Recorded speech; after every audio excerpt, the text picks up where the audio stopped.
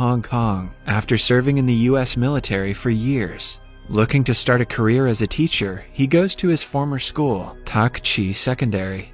The principal notes that he doesn't have experience in teaching, but after being shown a recommendation letter from a higher official, he is given the job. Before Henry leaves, the principal informs him that the class he is assigned to teach is one of the worst in the school.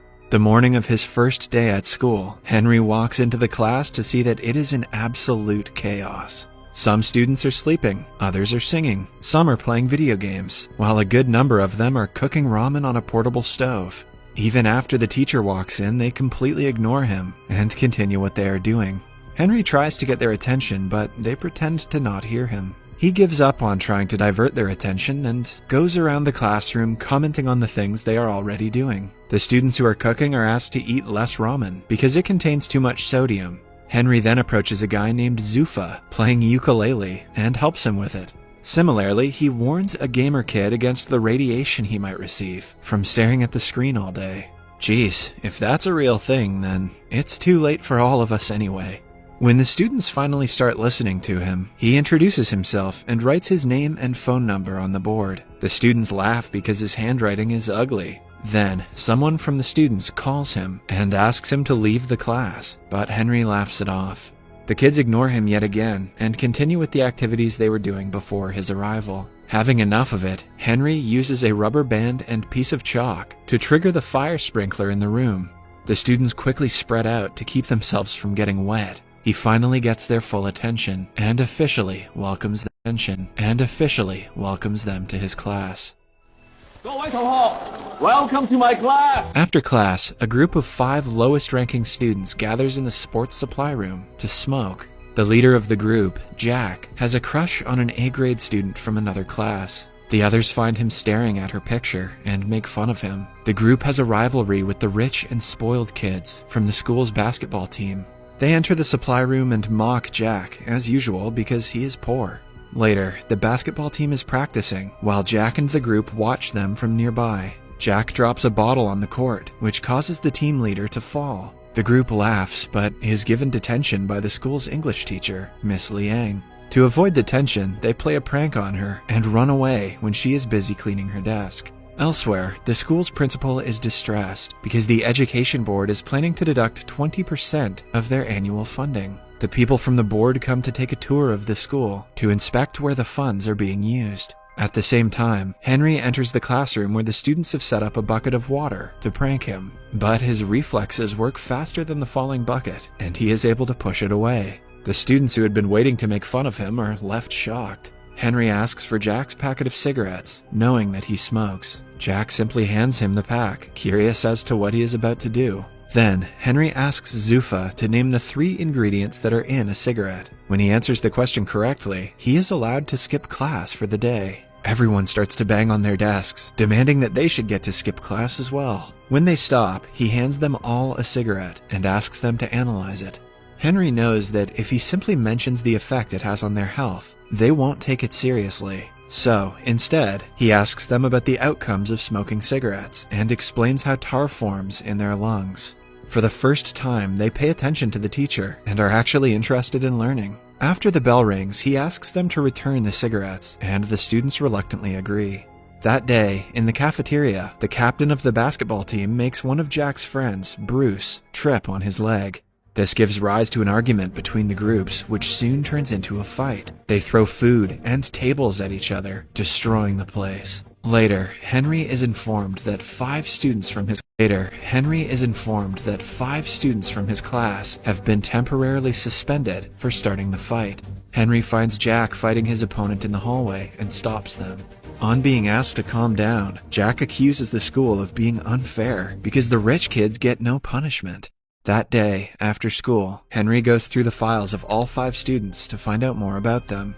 The first guy is named Zufa, the son of a Pakistani immigrant who is always discriminated against because of his race. He is often accused of stealing by the policemen in his neighborhood. Zufa's only wish in his life is to become a musician. The second student is a girl named Danan. She was a disappointment to her father ever since her birth because he always wanted a son. Her entire life, Danan has been trying to gain her father's respect. She even cut her hair to a shorter length and played with cars to pretend to be a boy. Yet her father doesn't care about her, while he treats her younger brother like a prince. Then there are brothers named Bruce and Chris. Their mother ran away with a man when they were only kids, which turned their father into an alcoholic. The brothers only had each other to rely on while growing up. Bruce became obsessed with video games to escape reality, while Chris worked hard in a grocery store to make money for the family. Lastly, Henry can find no information about Jack's family background. In the following scene, we see Jack working at a restaurant as a waiter. An MMA bettor, Jian Ying, arrives at the restaurant with his business partners. When Jian Ying isn't looking, Jack steals his fancy lighter, but is caught. Jian Ying's men beat him up as he checks Jack's ID. After finding out that he is a student, he gives some money and offers him a job as their food delivery man. Somewhere else, Henry visits Zuffa's home and finds him running away from his father and his associates after stealing a ticket. He helps him at first, but after finding out why he is being chased, he takes the father's side. Then, he and Zuffa come to hang out at a bridge. To motivate Zuffa into doing whatever he wants, Henry sings with a band performing in the streets. Seconds later, Zuffa joins him and sings in front of people for the first time since being bullied at school years ago.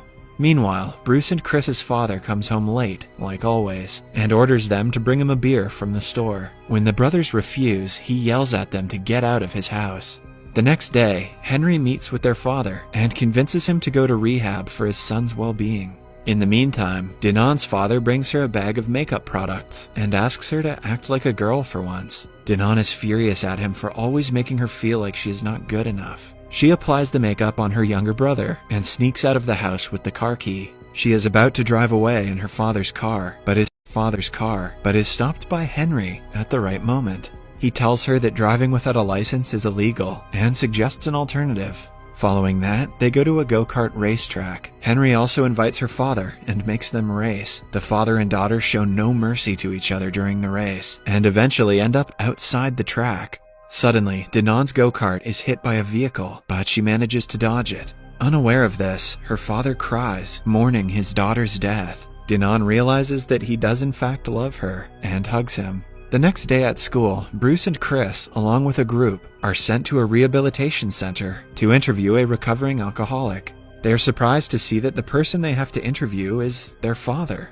The students ask him how he started to drink. The man answers that he loved his wife dearly, but she left him at the lowest point of his life. Hence, he started to drink and forgot that he had 2 kids to take care of. The man doesn't reveal that Bruce and Chris are his sons, but apologizes to them. By the end of it, the brothers are left crying. Somewhere else, Jack has started to work for the MMA bettor, Jian Ying. He offers Jack a lot of money to drug a fighter's drink in the next game. Jack is reluctant, but is forced into accepting the offer. On the day of the fight, Jian Ying sponsors a fighter, but bets money on his loss. Jack puts drugs in the fighter's drink, but is caught while doing so. Before he can blame Jian Ying, he is beaten up and locked inside a locker. A while later, Henry arrives there and asks the fighters if they have seen his student.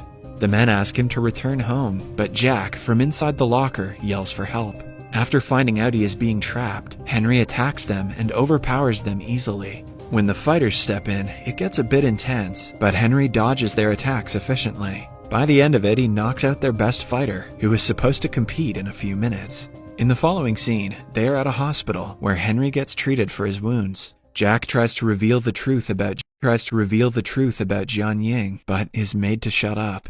The news makes it to the television, and Henry starts being known as the man who beat up a professional fighter to save his student. His popularity in school grows, and the students start to respect him. They even get up to welcome him to the class, in contrast to how they were earlier. A flashback shows us that Henry used to be a prankster when he was in school. He even threw water balloons at a student who was playing piano for the parents in an event. Later, he fought the same student and broke his hand. He was suspended for the fight, after which he had to fly to the States. Starting that day, the students pay attention when Henry teaches in class and study hard for the upcoming college entrance test. Everyone is doing great, except Bruce, who has grown addicted to pills. It turns out that while Charlie turned to video games to avoid his family's problem, Bruce started doing drugs. Because he is unfocused, he does very badly in the mock entrance test. Henry promises to help him, but Bruce grows more depressed with time. Eventually, he jumps off the balcony of his house. He is rushed to the hospital and goes into a coma. The media twists the news and blames it on the school and Henry for what Bruce did. The officials from the education board interview Henry and decide to revoke his teaching license. When he packs his things and leaves the school, the students chase him, asking him to stay. They are heartbroken by his absence, but they know that they should ace their upcoming test to make him proud.